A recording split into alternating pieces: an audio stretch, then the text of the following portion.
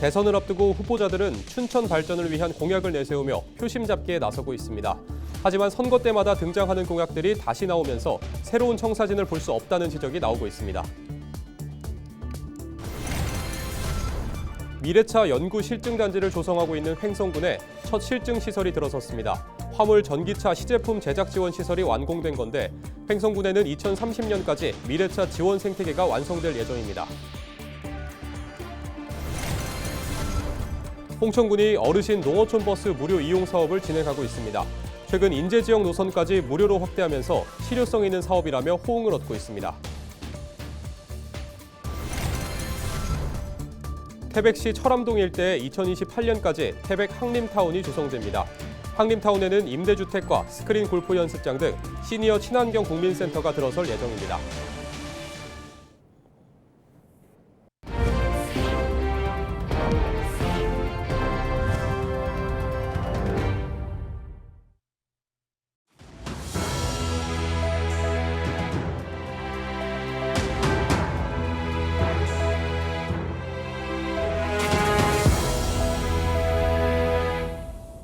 시청자 여러분 안녕하십니까? 헬로티비 뉴스입니다.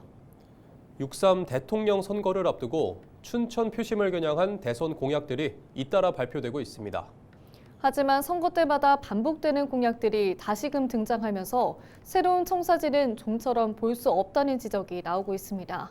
보도에 전소영 기자입니다. 이재명 더불어민주당 대선 후보는 춘천 제1공약으로 춘천의 호수 국가정원 조성을 약속했습니다. 정원 산업과 호수 관광을 연계해 지역을 특화하겠다는 구상입니다. 또 은퇴자 마을을 조성해 춘천 인구를 늘리겠다는 계획도 포함했습니다.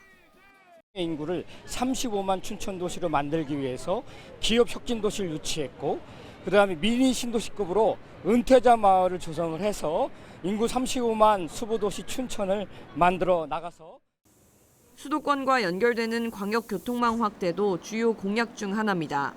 김문수 국민의힘 대선 후보도 교통망 확충을 강조했습니다. GTX-B 노선 춘천 연장 시 국비를 최대한으로 지원해 지자체 부담을 없애겠다고 약속했습니다. 서울과 1시간 생활권, 그래서 GTX-B 노선을 빨리 건설해서 1시간 이내에 전철이 움직일 수 있도록 하겠다. 또 댐 인근 주민들의 지원을 확대하겠다고 강조했습니다. 지역 주민들의 수건 사업인 춘천 교도소 이전도 공약에 담겼습니다. 양당 후보 모두 세부 공약을 발표했지만 내용을 들여다보면 대부분 기존에 추진되던 사업들입니다. 수도권과의 접근성 개선과 소양팔교, 서면대교 건설 등 SOC 확충 관련 공약은 매 선거마다 빠지지 않는 단골 공약이고 후보자 간 차별성도 잘 드러나지 않습니다. 기존에 얘기했던 것들 중에 틀박힌 것들이 많고 지방자치라든가 분권이라든가 이런 걸 발전을 시킬 수 있는 좀 더 세분화된 공약이 필요하겠다라고 좀 생각이 들고요. 선거 때마다 익숙한 공약만 반복되는 가운데 표심을 잡기 위해선 지역 발전을 고민하는 깊이 있는 접근이 필요해 보입니다. 헬로티비 뉴스 전소연입니다. 강원특별자치도 선거관리위원회는 21대 대통령 선거 선거운동 자원봉사자 A씨를 기부행위 혐의로 검찰에 고발했다고 밝혔습니다. A씨는 지난 13일부터 이틀간 다른 자원봉사자와 선거사무원 등 7명에게 8만 5천 원 상당의 식사를 제공한 혐의를 받습니다. 공직선거법은 누구든지 후보자를 위해 기부 행위를 할 수 없고 선거사무원에게 수당이나 실비 외에는 금품 등 기타 이익을 제공할 수 없도록 규정하고 있습니다. 동해시 선거관리위원회는 거소투표 신고서를 거짓으로 작성한 노인복지시설 원장과 직원을 사위 등재 혐의로 경찰에 고발했다고 밝혔습니다. 노인복지시설 원장 A씨는 지난달 25일 직원 B씨와 공모해 시설 입소자 5명의 거소투표 신고서를 당사자의 의사와 상관없이 허위로 작성해 제출한 혐의를 받습니다. 공직선거법에 따르면 사위의 방법으로 선거인 명부에 오르게 한 사람이나 거짓으로 거소투표 신고를 한 사람은 3년 이하 징역 또는 500만 원 이하 벌금에 처할 수 있습니다. 국내에서 처음으로 미래차 연구 실증단지를 조성하고 있는 횡성군에 첫 실증 시설이 들어섰습니다. 1톤 미만 화물 전기차 시제품 제작 지원 시설이 완공되면서 운영에 들어간 건데요. 5년 뒤 이 일대에 미래차 생산에 전 과정을 지원할 수 있는 생태계가 완성되면 횡성이 미래차 산업의 중심 역할을 할 것으로 기대됩니다. 이다혜 기자입니다.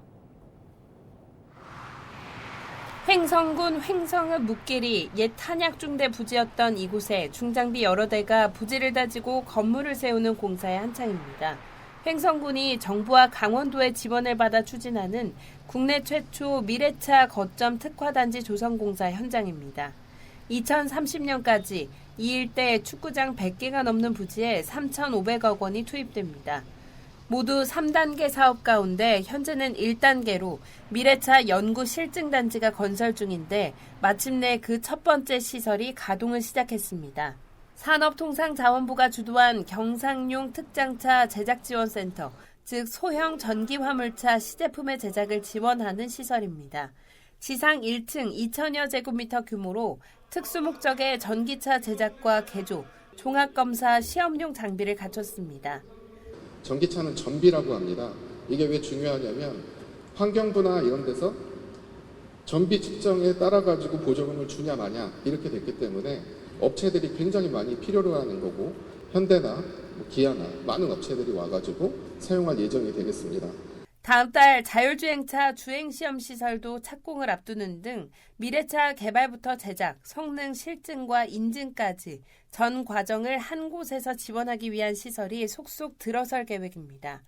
미래차 거점 특화단지 조성은 2단계 모빌리티 연구개발 제조구역과 3단계 모빌리티 실증체험구역이 더해지며 단계적으로 완성될 예정입니다. 강원도에서 이 모빌리티 사업을 한다. 미래차. 그것도 횡성을 중심으로 한다. 그렇게 우리가 깃발을 들고 나온 지 몇 년 만에 무려 9개의 국비 사업이 이곳에 지금 집중이 되는 겁니다. 횡성군은 강원 테크노파크 등과 함께 국비를 추가로 확보하고 기업을 유치하기 위해 온 힘을 쏟고 있습니다. 자율주행 실증 인프라를 기반으로 친환경 미래차 산업의 전진기지로 도약하겠다는 포부도 세웠습니다. 2단계 부지 내에는 이제 연관 기업들이 들어오는 이 산업 단지로, 그리고 그 중에서 일정 부분은 띄어서 이 남촌 지역 주민들이 소득 사업을 할 수 있는 곳으로. 그래서 이번에 완공된 소형 화물전기차 시제품 제작지원센터에는 연구원 등 인력 100여 명이 상주할 전망입니다. 단지 전체가 완공되면 미래차 산업을 기반으로 한 일자리와 인구 유입 효과도 기대됩니다. 헬로티비 뉴스 이다혜입니다. 홍천군은 지난해 5월부터 65세 이상 어르신에게 농어촌 버스 요금을 지원하고 있습니다. 홍천 지역 시내버스에 이어 최근엔 인제 노선까지 지원을 확대해 주민들로부터 큰 호응을 얻고 있는데요. 정승환 기자가 취재했습니다. 주민들이 버스에 오릅니다. 단말기에 교통카드를 찍자 요금 대신 이용 횟수가 표시됩니다. 홍천군은 지난해 5월부터 65세 이상 국민을 대상으로 어르신 농어촌 버스 무료 이용 사업을 시행했습니다. 홍천군에서 발급하는 어르신 교통카드입니다. 이 카드를 이용하면 홍천 지역 시내버스는 노선에 상관없이 무료로 이용할 수 있습니다. 매월 편도 20회까지 무료 승차를 지원하는데 주민들은 월 최대 34,000원의 교통비를 아낄 수 있습니다. 여기도 자주 오잖아요. 병원에도 자주 오고. 그럼요. 저력되죠. 그 차비만 해도 얼마야. 시행 첫 해인 지난해 투입된 예산은 시스템 구축비 4억 5천만 원을 포함해 6억 6천여만 원 수준입니다. 예산 규모는 크지 않지만 만족도는 높습니다. 지난달까지 홍천군 65세 이상 인구의 절반가량인 만여 명이 어르신 교통카드를 발급받았습니다. 누적 이용 건수는 1년 만에 28만 3천 건을 넘겼습니다. 이 좋아요, 이 카드가. 그냥 원래 타고 그냥 가서 내기만 하면 되니까 편하고. 좋은 점들이 좀 있나요? 그럼요. 더 많이 댕기고. 돈을 안 내고 뭐야 많이 댕기죠. 더. 최근엔 지원 노선도 확대했습니다. 인제군과 협력해 지난 15일부터 양지역 노선을 상호 무료로 이용할 수 있도록 했는데 올해 안에 춘천 노선도 지원할 예정입니다. 저희 군 같은 경우는 이제 여러 시군과 이제 경계를 같이 하고 있는데 아무래도 이제 춘천이라든가 횡성이라든가 이런 쪽도 확대해야 되지 않을까 생각하고 있습니다. 춘천시는 지금 이미 용역에 발주 중에 있고요. 아마 조만간 금년 내에 아마 가능하지 않을까라고 생각하고 있습니다. 홍천군은 앞으로도 인접시군과 연계해 어르신 교통복지를 더욱 확대해 나갈 계획입니다. 특히 강원 지역뿐만 아니라 양평 등 경기 지역과의 협력 방안도 검토해 나가겠다고 밝혔습니다. 헬로티비 뉴스 정승환입니다. 지역 청년 채용 확대를 위한 2025 강원 지역 인재 채용 페스타가 21일 강릉 원주대에서 열렸습니다. 이날 행사에는 원주혁신도시 공공기관, 강원도 산하 공공기관을 비롯해 강원 지역 우수기업 등 모두 40여 곳이 참가했습니다. 행사 장내에는 공공기관과 기업 채용 부스가 설치됐고 취업 컨설팅과 면접 코칭 등 다양한 부대 프로그램도 마련됐습니다. 또 한국관광공사와 대한적십자사 등은 릴레이 방식으로 채용 정보를 소개하며 실질적인 정보를 제공했습니다. 강원 지역인재 채용 페스타는 강원특별자치도와 국토교통부가 주최하고 강원혁신도시 발전지원센터 등이 주관했습니다. 태백시 철암동 일대에 220억 원을 투입해 오는 2028년까지 태백 항림타운이 조성됩니다. 태백 항림타운에는 임대주택 44가구와 인공암벽, 스크린골프 연습장 등이 포함된 시니어 친화형 국민센터가 건립됩니다. 태백시는 산업과 일자리를 기반으로 지속 가능한 삶의 터전을 목표로 태백 항림타운 사업을 추진할 예정입니다.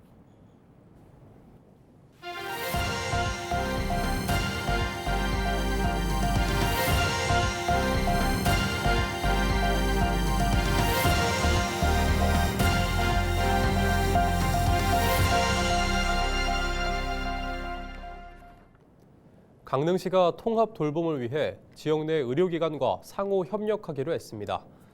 의료와 돌봄 통합 지원 체계 구축을 위한 업무 협약식이 21일 강릉시청에서 열렸습니다. 업무 협약에는 종합병원, 요양병원, 호스피스 의원, 한의원 등 10곳이 참여했습니다. 협약에 따라 의료기관은 방문 의료 서비스를 통해 거동이 불편한 대상자의 의료 접근성을 높이게 됩니다. 강릉시는 생애 말기 환자들이 지역에서 삶을 마무리할 수 있도록 호스피스와 돌봄을 통합한 서비스도 제공할 계획입니다. 속초 지역 명소로 자리 잡은 동명동 오징어 난전이 개장했습니다. 속초시 동명동 속초항에서 진행되는 오징어 난전은 매일 일출부터 일몰시까지 운영되며 조업 상황에 따라 오징어 가격은 변동됩니다. 오징어 난전에서는 오징어회와 물회, 무침 등 다양한 요리를 맛볼 수 있으며 겨울철에는 도루묵과 양미리 난전이 운영됩니다. 철원군이 고석정 꽃밭을 임시 휴장하기로 했다고 밝혔습니다. 이번 휴장은 저온 현상으로 개화 시기가 예년보다 늦어진 데 따른 조치입니다. 재개장 일정은 미정이며 관련 정보는 철원군 누리집을 통해 공지될 예정입니다. 원주 의료기기 테크노밸리가 원주 의료기기 산업진흥원으로 명칭을 변경했습니다.